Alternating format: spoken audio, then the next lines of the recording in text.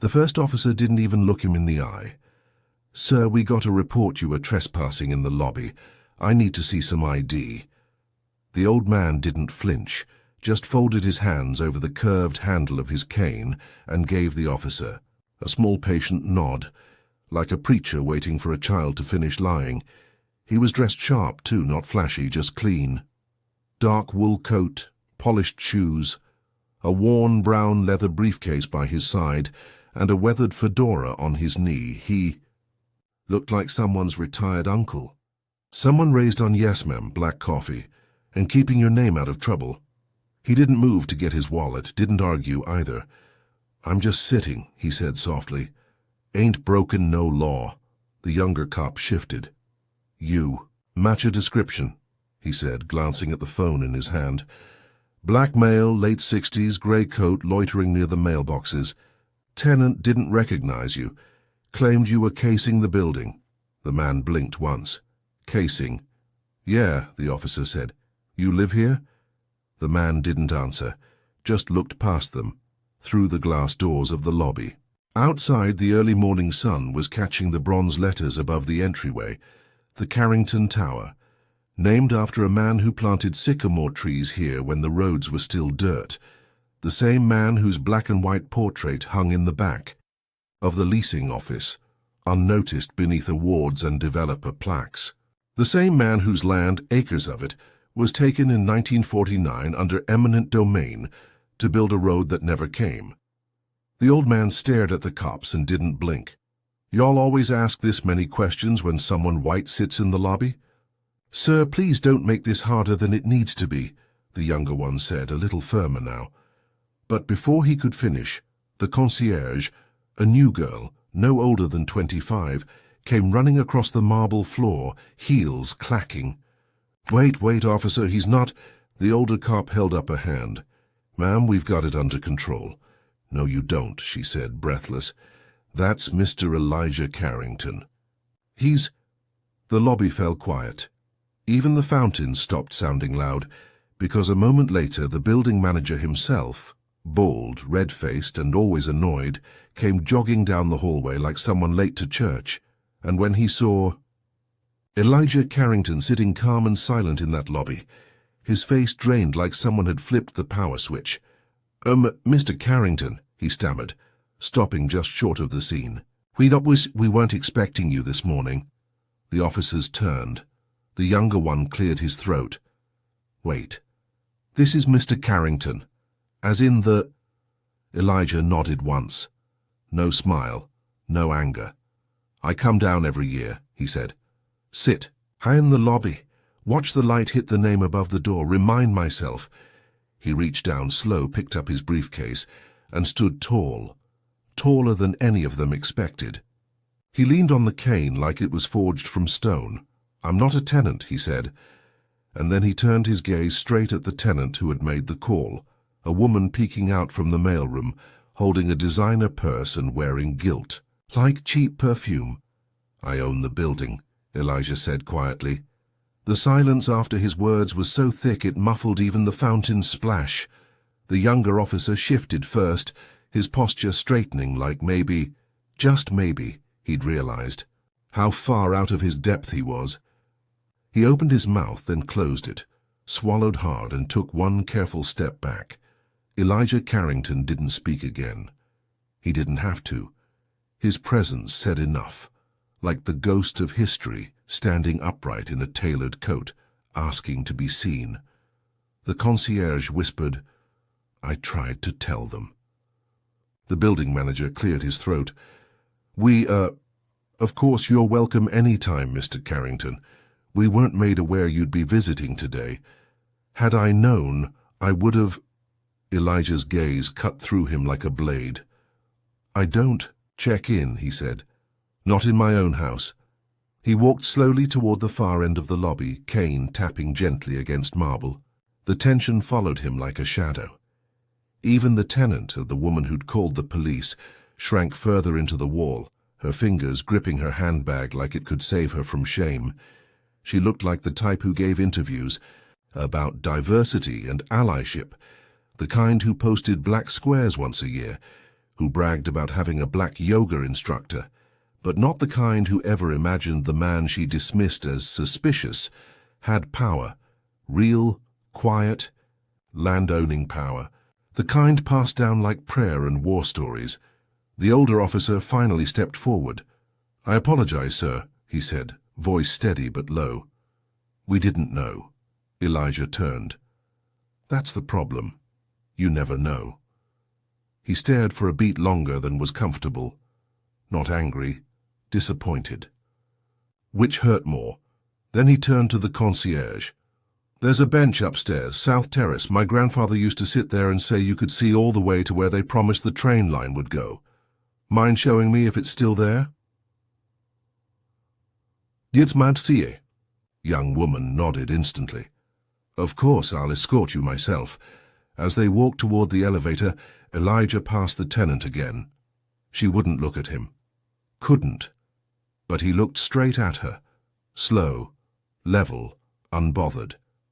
The same way his grandfather had once looked at men who told him to use the back door. The elevator doors opened, and just before he stepped in, Elijah paused. He didn't turn his head. He just spoke. "Tell the board I'll be attending next month's meeting, and we'll be talking about security protocol." The building manager nodded, mouth suddenly dry. "Of course, absolutely." The doors closed behind Elijah, the concierge standing beside him with reverence. She hadn't known who he was either, but now she'd never forget. You don't forget the day the building's name stood up and looked you in the eye, and downstairs the lobby didn't feel so quiet anymore. It felt small, too small for the weight of the name it carried. The elevator ride was slow. Elijah didn't speak, and the concierge didn't dare fill the silence. She just kept her hands clasped in front of her, eyes flicking between the glowing floor numbers in his face, the lined calm of it, the kind that had seen storms and never once called them by name. "Is this your first time up to the terrace?" he asked softly, once the elevator passed the 30th floor. She nodded. "I just started here last month." He gave a single hum, the sound of someone weighing thoughts deeper than small talk. "You keep working like that," he said. "You'll last." The elevator dinged. Floor 43. When the doors opened, they stepped into a long corridor of glass and polished wood. Art pieces lined the walls, the kind that looked expensive, but didn't say anything. The kind that came with tax write-offs and glossy brochures.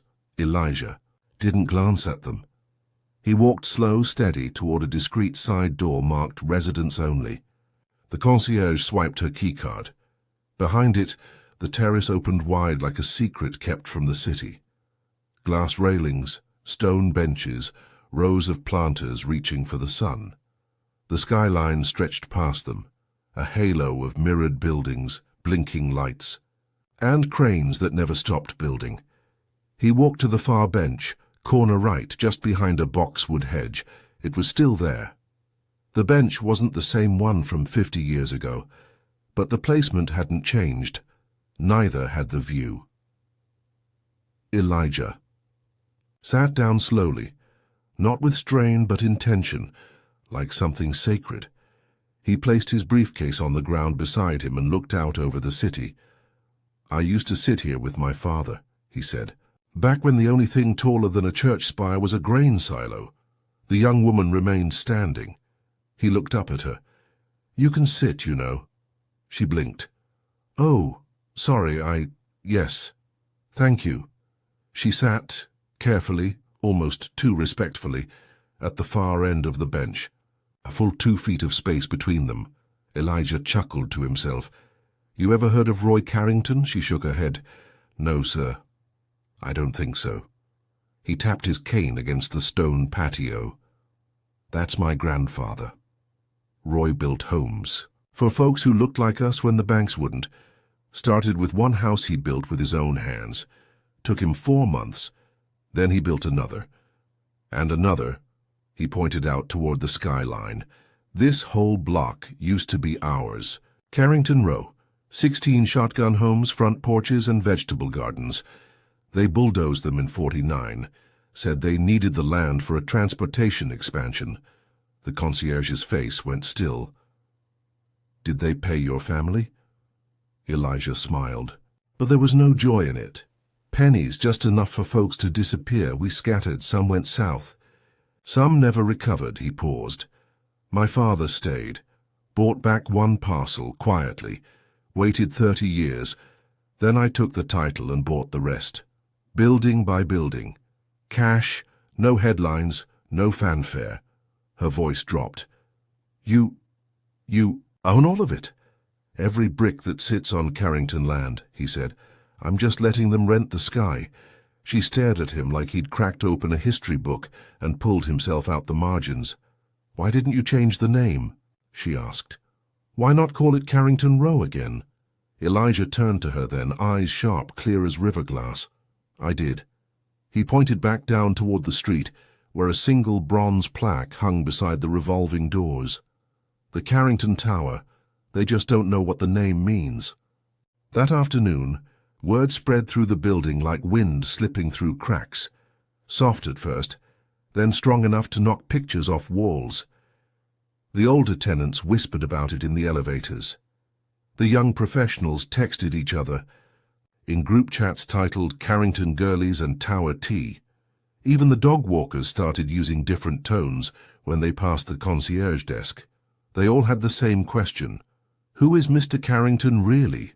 The concierge didn't say much, just did her job with more pride than usual, but she moved differently now, shoulders back, chin up, like she'd been let in on a secret that made the whole building feel heavier and holier at once. That night, in the penthouse boardroom where residents usually gathered for overpriced wine tastings and HOA complaints, the building manager called an emergency staff meeting. He didn't bother sitting. From now on, he said tightly, Mr. Carrington is to be greeted the moment he steps in this building. No questions, no hesitation. If you see him, you move. A janitor in the back raised his hand. Shouldn't we have known who he was already? The manager's mouth twitched. It wasn't on the books. The ownership is layered through holding companies. We assumed the title belonged to a development group. Isn't he the development group? Someone muttered. The manager ignored it. All I'm saying is from now on don't assume anything. Not about who someone is or isn't. Not in this building. In the lobby, they polished the bronze plaque 3 times that week. Upstairs, Elijah sat in the quiet of his grandfather's land and watched the moon rise. The city glittered below, unaware it was being observed by the man who owned the soil it stood on. He didn't come up here to be recognized. He came because his grandfather had planted a tree here once, a sycamore that no longer stood, cut down to make space for a glass walkway. But its roots, Elijah believed, were still deep beneath the marble, still holding, still waiting. From his coat, he pulled out a folded paper, old, creased, thin with time. The original deed to Carrington Row. Roy Carrington's signature still visible in blue ink, beside the county's seal, and a date that predated desegregation. Elijah traced it with his thumb. That land had been taken from his family, under the guise of progress, but now the very people who took it paid him rent to live here, and they didn't even know. Yet, 3 days later, Elijah Carrington's name was everywhere, except where it had always mattered most, not in gold letters. Not in contracts or cornerstones, but in mouths, on tongues that once called him Sir only out of suspicion. Now they said it with care, with a nervous smile, a dip of the head. Mr. Carrington, Mr. C, Sir. Even the doormen stood straighter when he passed, but Elijah paid them no mind. Respect after revelation wasn't respect, and it was rehearsal. And he wasn't here for a performance. He was here for something deeper. The board meeting was held the following week in the Carrington Tower Conference Suite, floor 46. Views of the city skyline, chilled water bottles, and enough polished wood to make it feel important. 9 members sat around the long table. 1 chair was left empty at the head, until he walked in. No announcement, no assistant. Just Elijah, cane tapping soft against the floor, carrying a manila folder and a stare that quieted the room. The building manager stood. "Mr. Carrington, thank you for coming. We weren't sure if—" "You called security on me," Elijah said, taking his seat. "Then you offered me a tray of pastries like that made us even." No one said a word. He opened the folder slowly and slid 3 documents across the table: deeds, tax rolls, and a notarized copy of the trust. "You lease the land from my foundation," he said calmly. "You have for 11 years. You didn't. Read the small print because you never thought someone like me would own something like this." A young man in a blazer cleared his throat. We didn't know." "That's the second time I've heard that this week," Elijah said. "And it still doesn't make it right." He leaned back, folding his hands on the table. "I'm not here to argue, I'm here to inform." The board members glanced at each other. Elijah continued. "Effective next quarter, Carrington Holdings will be reassessing all rental agreements, vendor contracts, and security protocols across the property. I've already appointed an oversight liaison." He gestured toward the door, and in walked the concierge. Heads turned. One woman audibly gasped. She wore a fitted navy suit, her name badge newly engraved. "Simone James, Resident Liaison, Carrington Trust." "I trust Simone," Elijah said. "She sees people." Simone gave a small nod to the room, then locked eyes with the board member who'd once ignored her suggestion to add anti-bias training to their onboarding. He looked away. Elijah stood slowly, bracing on his cane. "My grandfather never got to sit in a room like this," he said. "But his name built it. His hands laid the bricks and his dreams were bulldozed to make space for towers." He looked around the table, slow and steady. "So now that we've got the tower, let's make sure it stands for something." And with that he left. Downstairs, tenants who once walked past him now held elevator doors open, greeted him with soft smiles, offered him coffee they didn't expect him to take. But Elijah Carrington, he just tipped his hat, nodded once, and kept walking, like a man whose roots had grown deep, like a man who'd been here all along. Simone James walked differently now, not with arrogance, but with the quiet purpose of someone finally trusted to make things right. Her new badge caught the light whenever she passed the front desk. Tenants whispered her name when she left the elevator. 2 weeks ago they barely noticed her. Now they waited for her to speak. She moved into a small office tucked behind the mailroom, once used for storage, now newly painted and freshly equipped. Elijah insisted she keep it modest.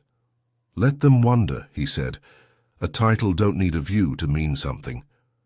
Simone's first official task was unsexy: review the lease policies.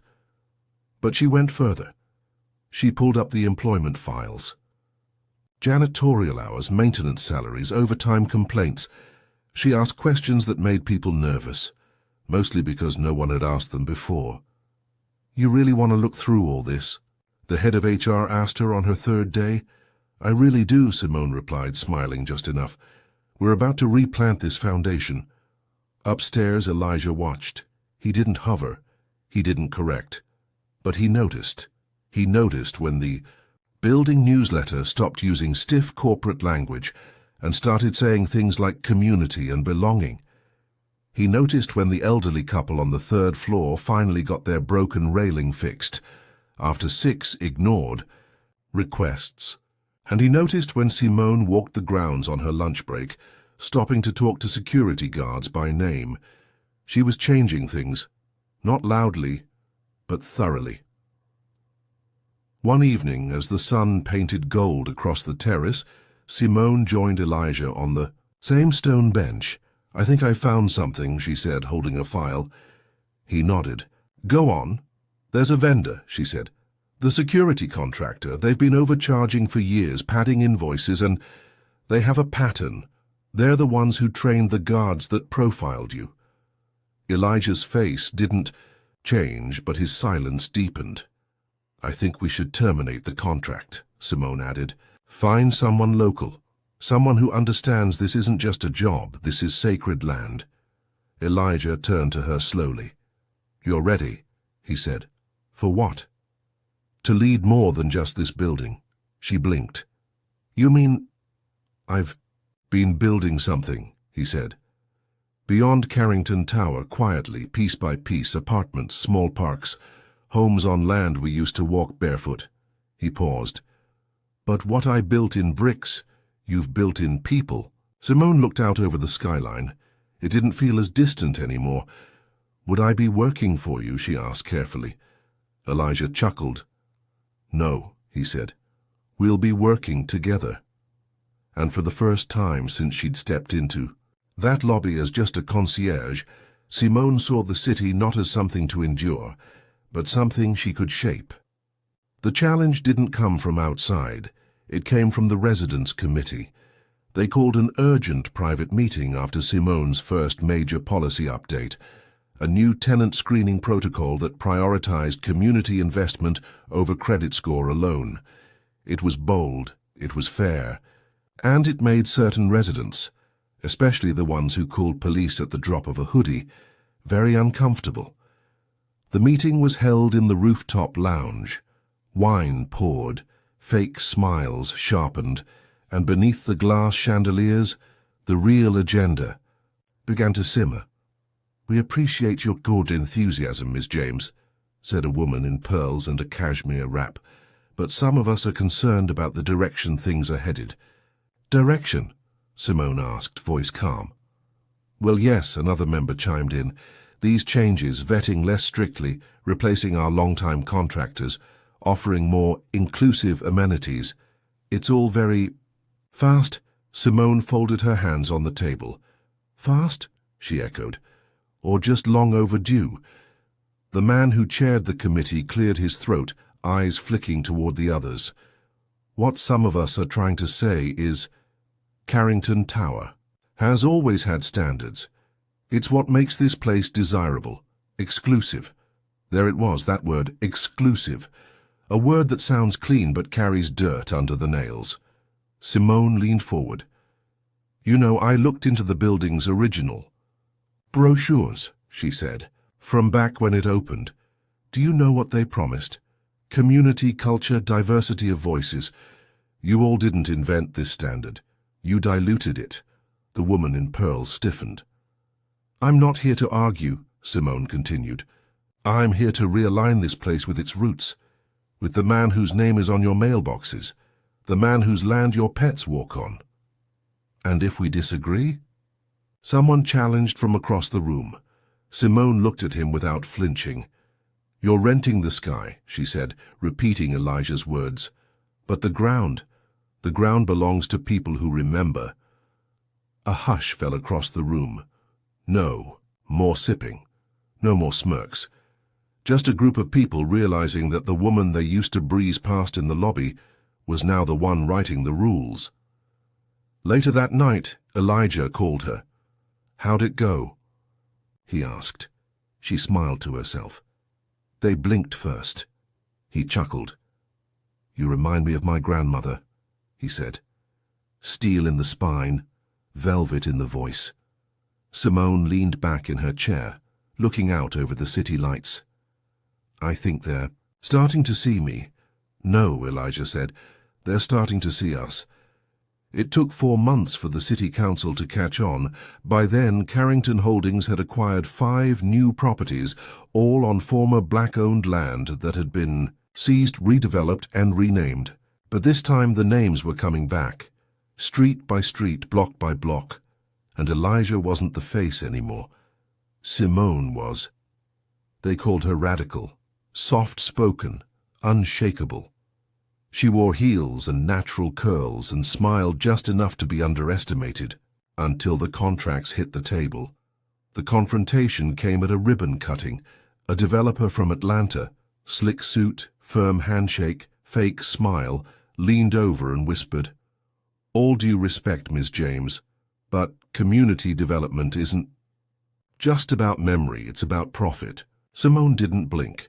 She turned, looked him dead in the eye, and replied, "Exactly. That's why we're taking the profit back."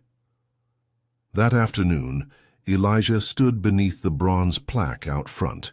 Same spot he'd been profiled in. Same cold marble floors. Same name above the door.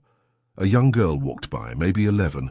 Brown skin, bright eyes, a backpack with patches. She stopped, tugged her mother's coat. "Mama, that's him. That's the man from the mural upstairs. Her." Mother smiled, nodded respectfully. "Yes, baby, that's Mr. Carrington." The girl stepped forward, shy. "Did you really build this building?" Elijah crouched just a little, knees creaking but heart steady. "No," he said gently. "My grandfather did. I just reminded them." Upstairs in Simone's office, a new plaque had been hung behind her desk. "You may try to erase us from the deed, but you'll never take the dirt from our hands." Roy Carrington. That night, on the terrace, the city blinked with light and motion, unaware of how deeply the past had rooted itself back into the present. Simone sat beside Elijah, their silhouettes quiet against the glow. "They finally see you," she said. Elijah shook his head. "They see you. I was the memory. You're the movement." They sat in silence for a while, letting it settle, letting it belong. And down below, people walked into a building they thought they understood, not knowing they were stepping on soil held together by sacrifice, strategy, and names no longer whispered. Because justice doesn't always knock loud. Sometimes it waits in the lobby, then buys the building.